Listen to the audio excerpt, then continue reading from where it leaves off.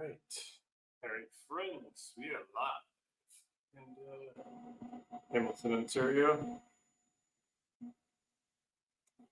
All right, so let's move and learn in karate actually. So what it is start with front kick. So snap kick again. Front kick facing forward, kind of on the forward body.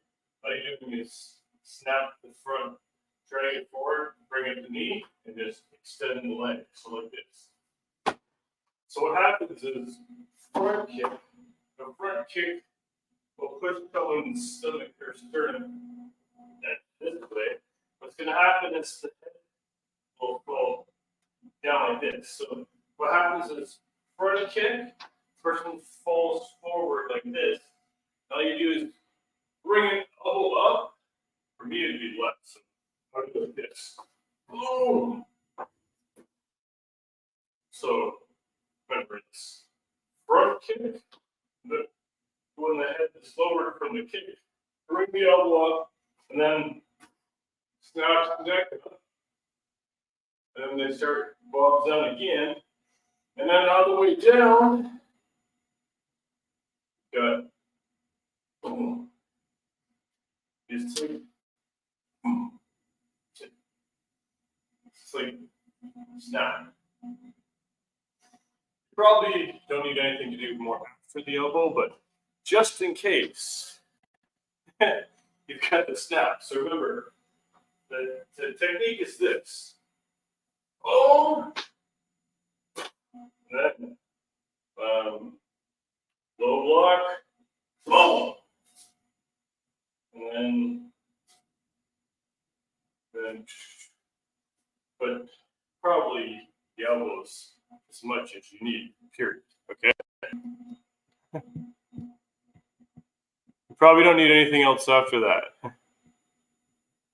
The elbow will probably suffice.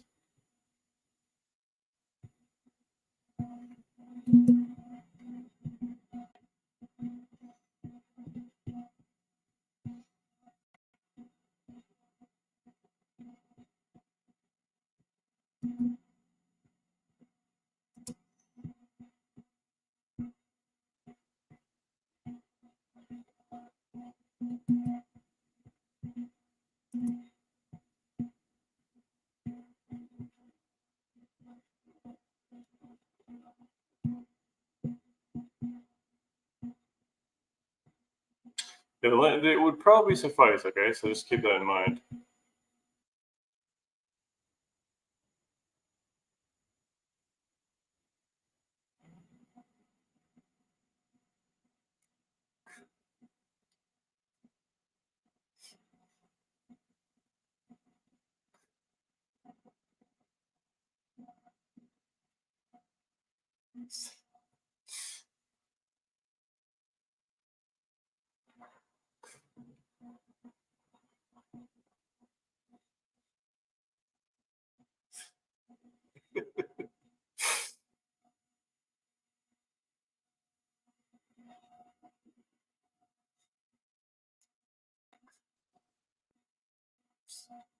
Oh, so just checking the links.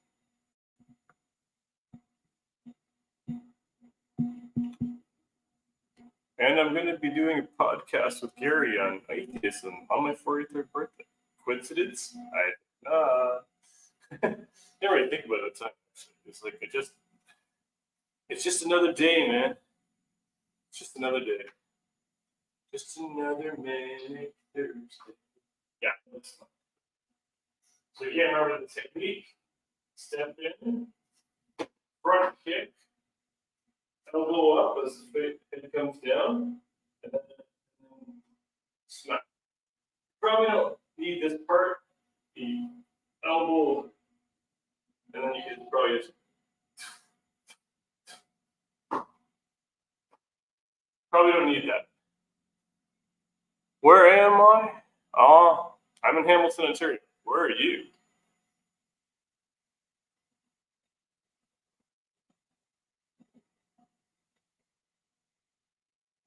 I'm in a lobby, if that helps.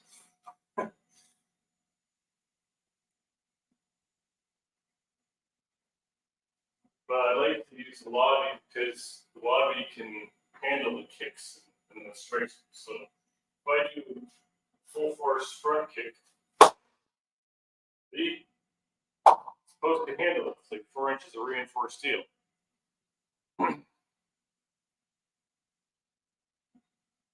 Where are you in Canada? What province are you in? Lambda. I've never seen you before. What province are you in? Come on, brother. Quebec. Nice. A little chilly in Quebec, I'm sure. Okay, so remember the karate technique is this. Front kick, middle block, jab, low block, front kick, and the front kick will bring the head down as the head comes down. Elbow up, snaps neck up, and then the neck will come down again, and then the neck comes down this time, just snap forward, snap, front kick again. Now you probably just need the front kick and the elbow, that's it, to finish the person. Because this is about self-defense, right? So when do you need to use self-defense? When you need to use self-defense, which is what? Practically never. But just in case. And also, remember the kickboxing technique that I was teaching recently, where it's fake, snap. So it's fake, snap. Now, karate practitioner, all I have to do as soon as the person starts fake, slide up, one shot to the solar plex. Knock one out of them. Then he goes right hook, middle block, jab, low block, jab, switch, middle block, jab, front kick. It's finished. Trust me, folks, a front kick will end a fight if you know how to do it. Like, listen to this. You know this will end a fight.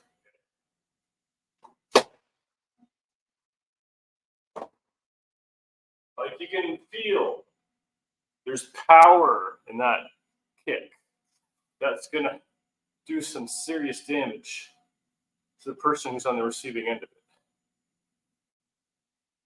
Yeah, it's not my wish that anyone will be on the receiving end of either a kick or a strike of mine. But I'll use it if I have to. That's the point of martial arts. So use it if you have to. Hope I never have to, but I will if I have to. So that's the point, right? So again, remember so it's like this for the step, right? So you want explosive power, or it's kind of a running kick, right? The whole. So kind of visualize where you want to put your foot to land. Focus, right? Like you have a focused point. Okay, so I have a point in my mind that I want to hit. A little too carried away, a little too excited. Whereabouts in Quebec are you, brother?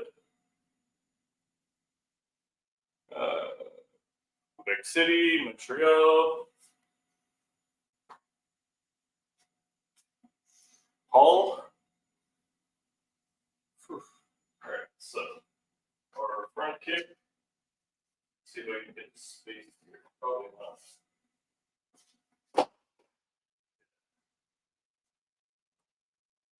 Oh, it's on me. I'm all alone.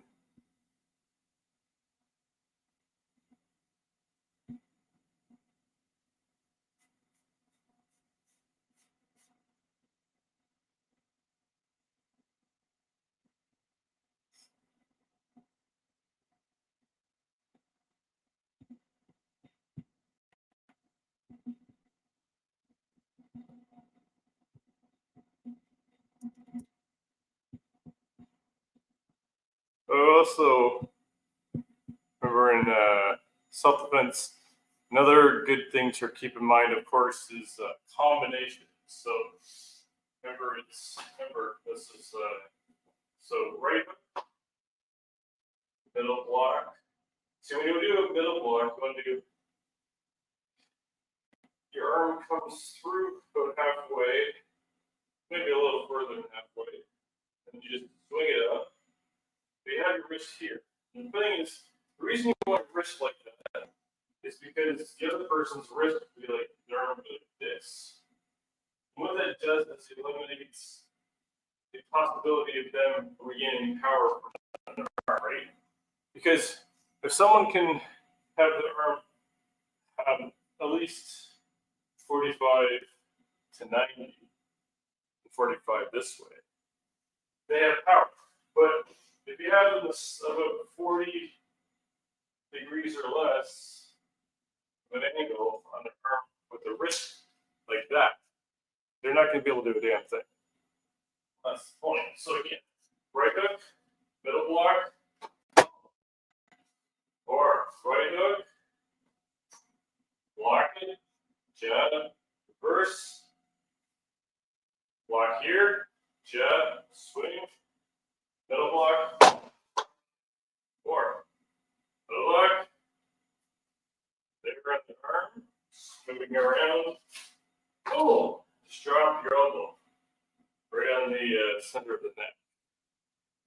Just put them to the ground. Or another technique you can do, they go right hook, yeah, middle block, jab, low block, snap the elbow. So it's going to fake the jab for a second, elbows to the face.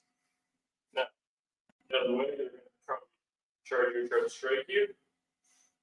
And then come back this way. Oh, sorry. That's that up, sorry. So, right hook, middle block, punch, block, whatever way it's coming. Then, so what I do, say someone tries to punch you, block, and say after that they try to charge you, try to give you a bear hug. But the bear hug, simple as all you have to do is, as soon as they get close enough to you, stand like this, and as soon as they're close enough, to strike on the collarbone, on the bicep. So all you're doing is really just giving a jolt to the nervous system, right?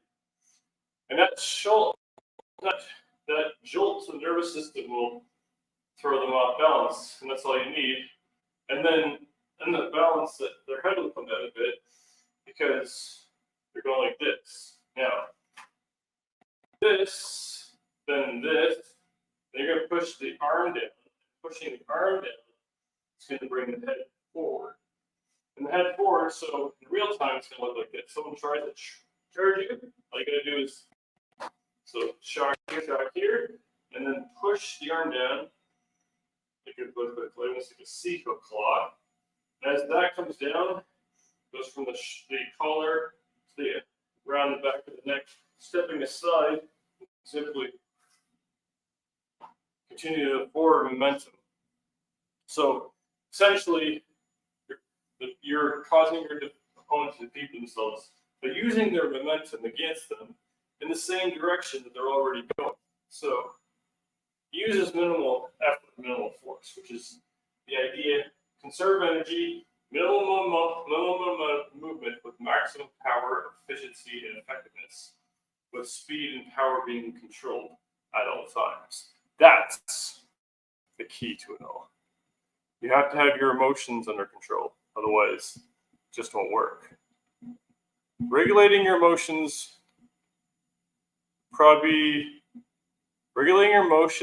remembering to breathe, not overthinking are probably at the top of one of the most important things to remember in martial arts and self-defense.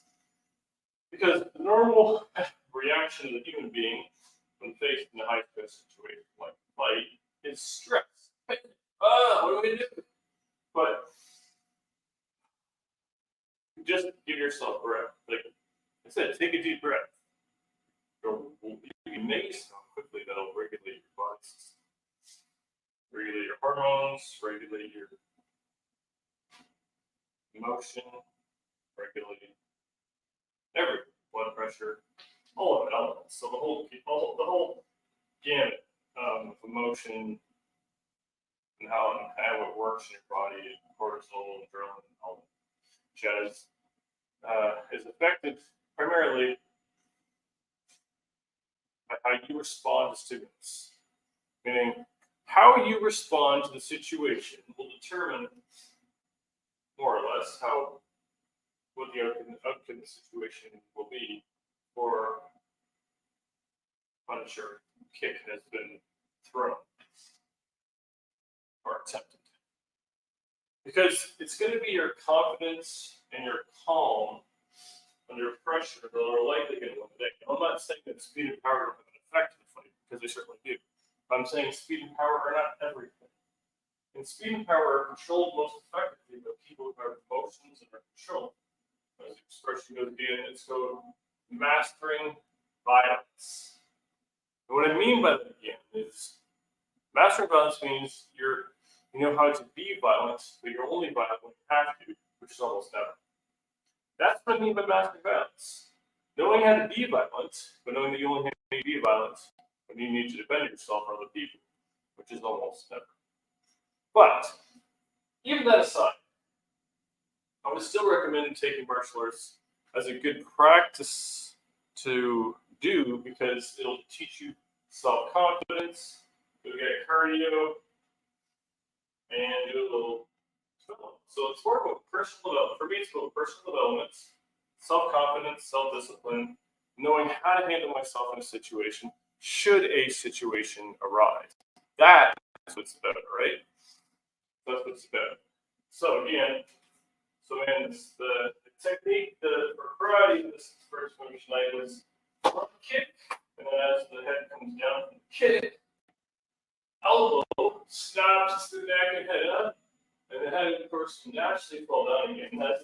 And when the head falls down, I'm just going to see the elbow's up, but I'm going to see my left hand's already up. I'm just going to snap it on the back of their neck. And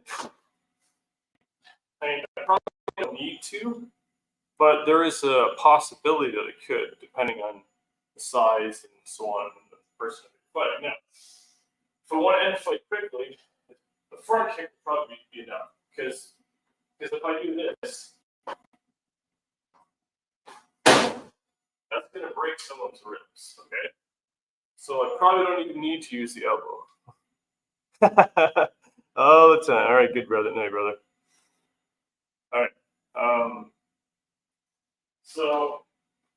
But again, if the front kick doesn't put them to the ground or get themselves to fight, this is going to break someone's ribs. Okay?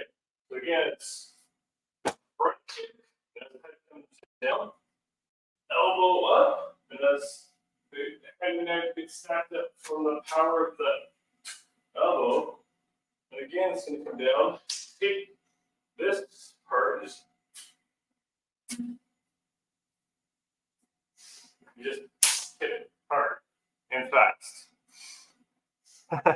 All right, Pastor. Have a good night. Love you too. Another thing to keep in mind is kickboxing. So, say someone tries a right hook, say I'm just instead of blocking it, I'm simply gonna. So, see how my feet haven't moved. All I'm doing is this, and coming back up, cross, cross, hook, right? So cross, cross, hook. And then he's going to go other side. Then I go again, and I go, and so if he goes right, hook, I go, come back up, boom, boom, boom. Boom, boom, boom, boom. So there's always different techniques, different combos that you can use for different situations. So for me, obviously, like usually my size and height alone are enough of a turn for most people, because I'm like about 6'2" and 210, 250 pounds. So wet. So I'm pretty big and I'm pretty strong. And I'm trained. I'm training jiu-jitsu. Sorry, I train in Krav Maga, kickboxing, and karate, and I'll be starting training in jiu-jitsu as of this Wednesday night. So yeah, what today's today? Today's we're past midnight here, so it's almost 1 o'clock in the morning. So my kickboxing class starts in 10 hours. Class starts in the evening, so it'll be in 8 hours after that. So 10, 18 hours from now. Jiu-jitsu class, and then the kickboxing after that, and the sparring. So I may not take the jiu-jitsu class because I don't want to kill myself. Yeah. So, but I'm very dedicated as a martial artist, and I think that when you take something, whatever it is in life, whether you're a carpenter, martial artist, mechanic, woodworker, housekeeper, nanny, whatever your job is, ambulance driver, police officer, whatever your job is, do it to the best of your God-given ability. Work hard, be patient, be a wise person, and so on. So the other thing I want to talk about, friends, is something very exciting to me. So let me change this for a second, okay? All right, so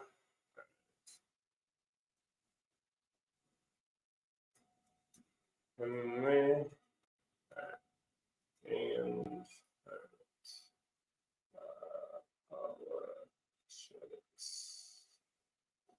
go. All right.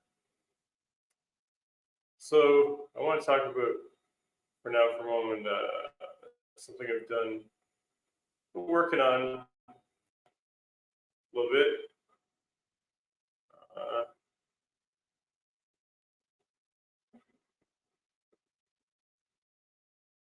right, so share screen.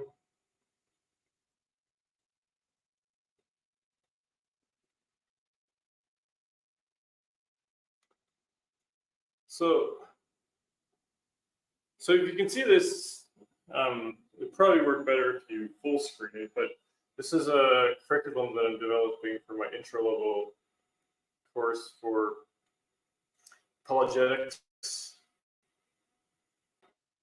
All right. So this is like, yeah, just a base outline. So it's, just a little introduction. Welcome to class, ladies and gentlemen. My name is Robert Bruin, and I'll be your instructor. This is the entry-level course for my apologetics and is the equivalent of a grade 13 or OAC in Ontario.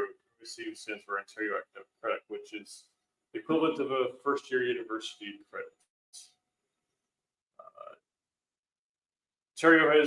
The government of Ontario has since discontinued this program for lack of interest, unfortunately. But it was a thing when I was in high school, which was like, anyway, it wasn't high school curved injury. Anyways, in this class, you'll be required to 1, articulate, demonstrate, and debate that A, God exists, the Bible is trustworthy and true, that Jesus and the Gospels are reliable, trustworthy source documents. 2, demonstrate in 3 essays over the semester, so an essay a month, firm philosophical grasp and understanding of logic, rhetoric, language, and epistemology.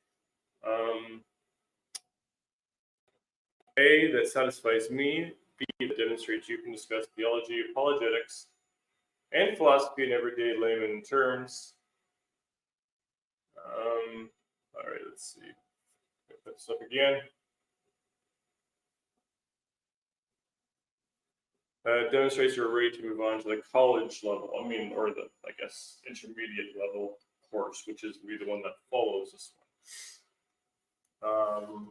And 3, 3 debates over the semester, or 1 debate a month. First debate would be two people versus 2 people, and then the next 2 is you're one-on-one. So you'll be facing off against another classmate one time and a different classmate one time.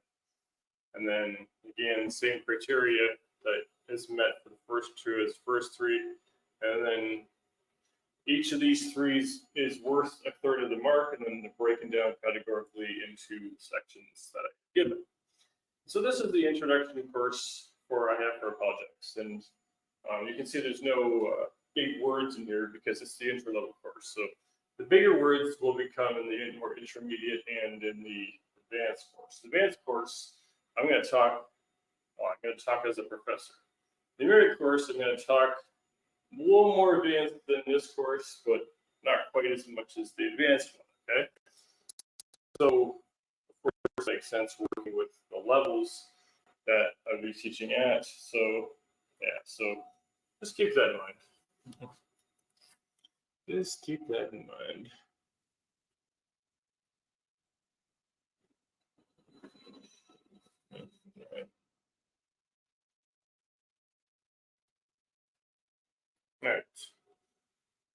All right, so let's see.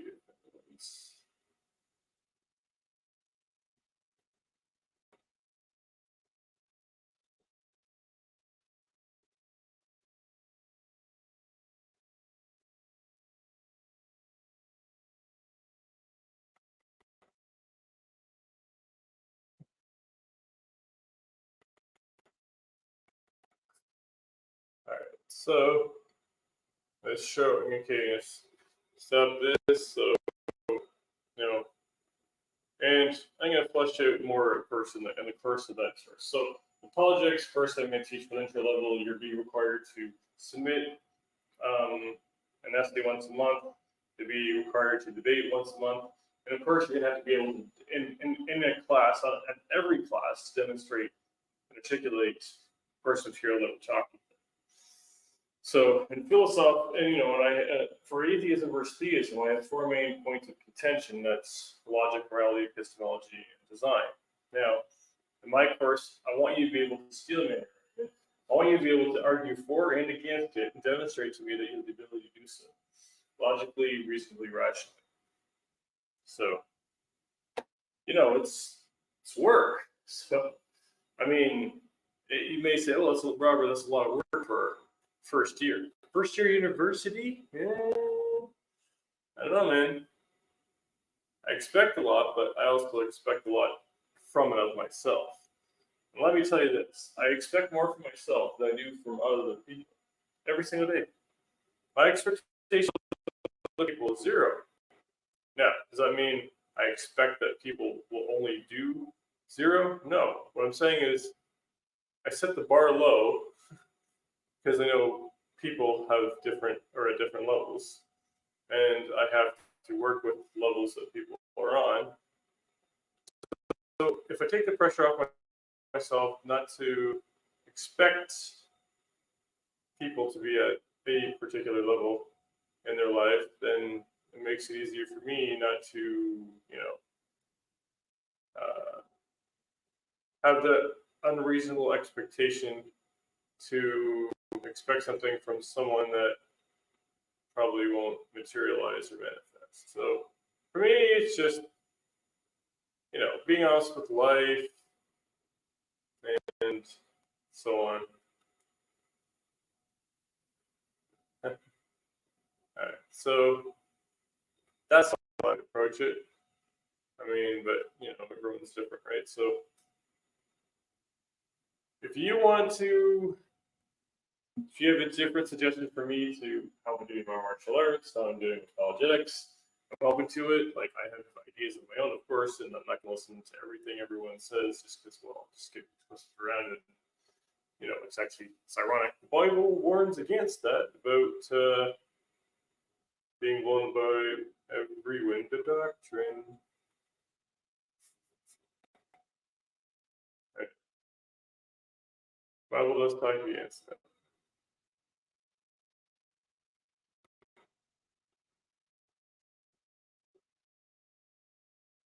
Well, since no one's in the chat, just me, I'm going to do a little bit of air drumming.